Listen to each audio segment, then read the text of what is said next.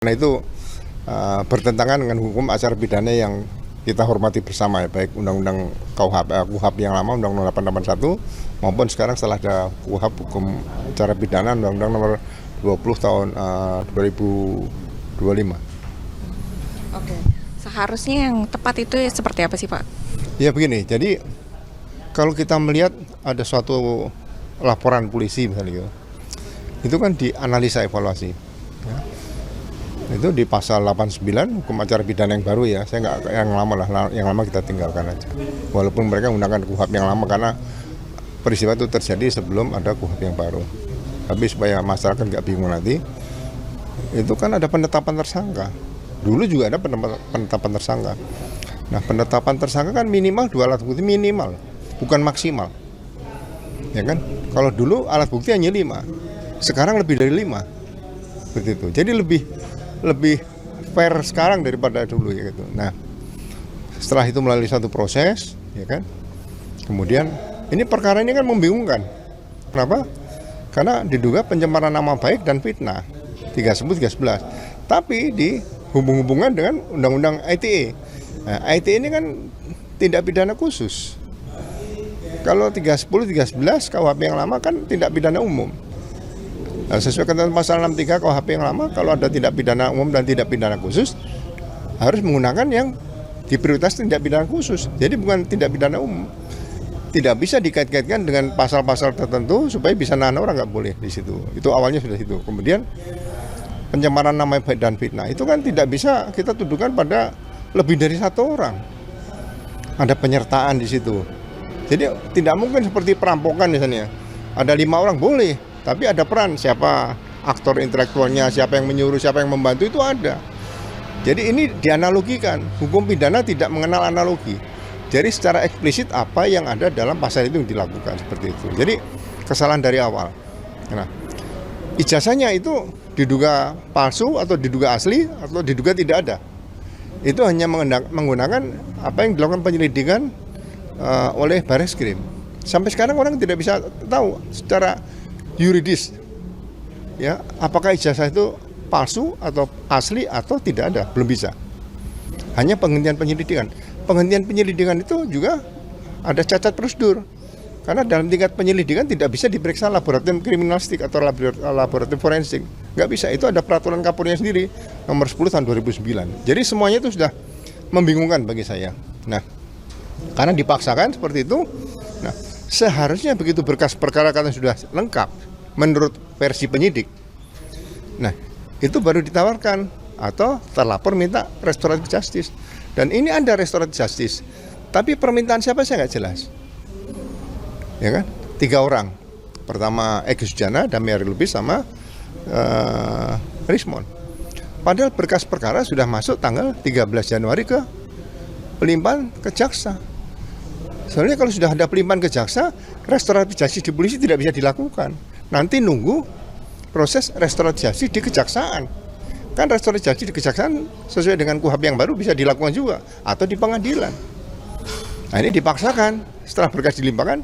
Soalnya begitu berkas dilimpahkan pada jaksa, itu penanganan berkas perkara tanggung jawab pengendali perkara di Kejaksaan Tinggi dari Polda, bukan polisi lagi.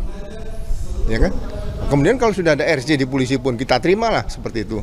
Misalnya, itu sudah ada RJ kan berarti sudah dihentikan penyidikannya sesuai dengan peraturan kepolisian nomor 8 tahun 2021. Nah, kalau sudah dihentikan penyidikannya menggunakan hukum acara pidana yang lama, Undang-Undang 881, itu sampai sekarang datanya tidak pernah ada berkas yang sudah dihentikan penyidikannya atau biasa disebut SP3 masih bisa maju ke penuntutan sampai pengadilan. Tidak pernah ada, saya yakin. Ya, walaupun disebut sekarang RJ seperti itu. Nah, kalau misalnya sudah di RJ hanya 3 orang, terus dipaksakan dikurangi, tersangka yang RJ minta maaf dipinggirkan. Nggak bisa, aturannya nggak ada seperti itu. Ya risiko karena laporannya menyebut 8 orang atau tadi 12, ya kalau ada semuanya sudah kasus ini sudah berhentikan. Dengan semua tersangka, itu risiko. Jangan dipotong-potong seperti, oh yang minta maaf saja yang nggak mau. Duh, nanti enak dong kasus misalnya pelecehan seksual seorang orang pacaran lah ya biasanya. Pacarnya juga melecehkan, kawan pacarnya ada, nanti yang pacarnya saja yang boleh dimaafkan, yang lain nggak bisa. Seperti itu ya. Nah, Oke, sekarang berkas sudah limpahkan ke jaksa. Dilimpahkan kan tinggal nunggu berkas itu bolak-balik ya. Itu juga menggunakan pedoman dan hukum acara pidana. 3 kali bolak-balik antara jaksa, peneliti dan penyidik, ya 14 hari dan 7 hari tadi, 3 kali. Kalau itu tidak bisa selesai harus digelar perkara. Dan diarahkan biasanya penghentian penyidikan. Jaksa tidak akan menerima berkas perkara yang tidak jelas, kemudian dia melakukan upaya penghentian penuntutan atau SKP 2 biasanya seperti itu. Jaksa tidak akan pernah mau. Jaksa tidak akan menerima barang mentah kemudian disimpan supaya matang, nggak akan pernah matang seperti itu. Ibaratnya seperti itu, ya kan? Nah, dalam perjalanannya, ya, berkas ini tahu-tahu tiba-tiba kejadian proses penangkapan, penahanan seperti ini. Nah, saya akan tanya dokumennya bagaimana proses penangkapannya. Nah, ternyata dalam dokumen penangkapan itu disebutkan ada surat Kejaksaan Tinggi tentang P21. Kembali kepada pedoman Kejaksaan RI bab 3 nomor 40. Ya, sampai 41 42 bahwa pengendali perkara adalah kejaksaan. Kalau dari Polda ke Kejaksaan Tinggi itu pengendali perkaranya asisten pidana umum, Aspidu. Nah, Aspidu ini sebagai pengendali perkara.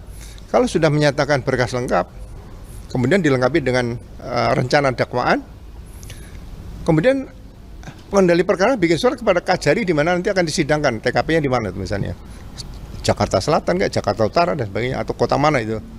Nah, Kajari yang menerbitkan P21 itu pedoman Jaksa Agung nomor 1 tahun 2026. Jadi kalau saya lihat di situ dokumen ada P21 diterbitkan oleh Kejaksaan Tinggi, ini sangat aneh lagi. Kejaksaan Tinggi tidak akan pernah menerbitkan P21. Dan itu juga diatur dalam KUHAP.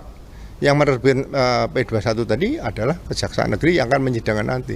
Nah, ini banyak kejanggalan-kejanggalan seperti ini bagi saya. Ya ini perlu diperbaiki. Ya, saya rasa polisi semuanya sebagian besar ya sudah mengarah pada yang baik lah. Tapi kalau yang tidak baik ini mau dibiarkan, ya nurani saya bangun lagi. Nurani saya sebagai mantan Wakapolri dulu, nurani Pak Hugeng, Jenderal Hugeng Imam Santoso dulu Kapolri, nurani Pak Jenderal Raden Said Sukanto Kapolri pertama, nurani Kapolri yang Pak Anton Sujarwo, Pak Bimantoro, Pak Dai Bahtiar dan sebagainya yang saya kenal dulu, Pak Dibya Widodo sebagainya. Ini kan masih melekat pada diri kita. Kita dulu menyerap ilmunya para senior kita yang terbaik. Nah, ini jangan sampai ada yang menggunakan nurani lain bahwa di polisi ini, boleh itu, nggak boleh. Jadi langkah-langkah yang diambil dalam rangka penangkapan atau penahanan ini seharusnya bukan lagi kewenangan penyidikan lagi. Itu harus ada petunjuk dari jaksa peneliti. Ada nggak jaksa peneliti memberikan petunjuk P18, P19 bahwa harus dilakukan penangkapan atau penahanan. Nah, ini yang sangat aneh bagi saya. Ini harus diperbaiki untuk proses penegakan hukum ke depan seperti itu. Jangan sampai merugikan warga masyarakat banyak. Masyarakat banyak harus diberikan edukasi tentang penegakan hukum yang sebenarnya seperti apa. Berarti kejanggalan-kejanggalan ini bisa dibilang mencederai marwah Polri dan juga menjadi kayak identifikasi ataupun petunjuk bahwa ada intervensi dari pihak lain. Sepertinya saya bisa mengatakan seperti itu ya. Karena waktu proses penangkapannya saja itu tidak menggunakan etika penegakan hukum atau etika penangkapan, ya kan? Seorang penyidik dengan timnya beberapa orang lebih dari 5 masuk rumah, bisa masuk kamarnya istrinya Pak Roy, seorang wanita. Saya tanya Ibu Roy waktu itu pakai nama, saya pakai celana pakai kaos. Kenapa tidak ngajak Polwan? Kenapa nggak ketuk-ketuk pintu dulu? Kan apakah ada ketimuran gitu loh. Dan sampaikan penangkapan Pak Roy ini bukan penangkapan di awal, sudah jadi berkas perkara, sudah ada penasihat hukum. Kenapa tidak memberitahu penasihat hukum? Makanya Ibtu R itu yang memimpin itu, ya menurut saya itu melakukan pelanggaran etika profesi berat, ya kan? Atau pelecehan terhadap seorang wanita. Nah, apa wanita Indonesia bisa terima seperti ini kalau penyidik bisa masuk kamar anak wanita, seorang ibu-ibu atau istri itu kan nggak boleh. Di Amerika aja kalau ada seperti ini, menangkap tersangka kemudian HP istrinya dilihat gitu, dipecat polisi itu. Nah, saya merasa sebagai Kadipropam, saya keberatan dengan cara-cara seperti ini. Oknum polisi seperti ini seharusnya diberhentikan tidak dengan hormat.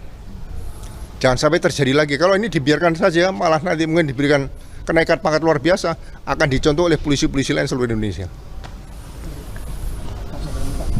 Upaya hukum apa Pak yang harus dilakukan oleh para lawyer dari tersangka ini? Ya sekarang harus dibuka kepada publik aja, biar publik yang menilai. Sekarang kamu dibikin pra-peradilan, Senin baru ngajukan, tahu berkas dilimpahkan. Nah sekarang kalau berkas dilimpahkan, P21. Download Tribun X sekarang, menghadirkan lokal menjadi Indonesia.